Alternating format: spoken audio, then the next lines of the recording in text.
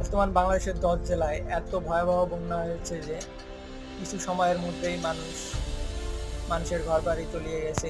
মাল নিয়ে নিরাপদ স্থানে যাওয়ার সময়টুকু পায়নি।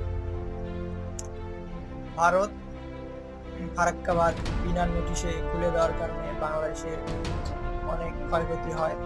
বাংলাদেশের বর্তমান পরিস্থিতি অনেক ভয়াবহ, বিশেষ করে সিলেট অঞ্চলে।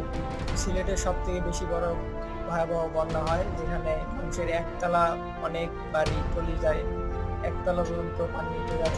মানুষের থাকার একটি জায়গা কোথাও নেই। বর্তমান মানুষের আশ্রয় কেন্দ্রে অবস্থান নিতেছে। তাছাড়াও আর্মি অনেক সংস্থা যারা মানুষের সাহায্য করে থাকে, তারা সেখানে বর্তমানে ত্রাণ বিতরণ করতেছে, কাজ চালিয়ে যেতেছে। আমরা রাস্তায় দেখতেছি অনেক লোক গাড়ি যানবাহন নিয়ে উদ্ধার কাজে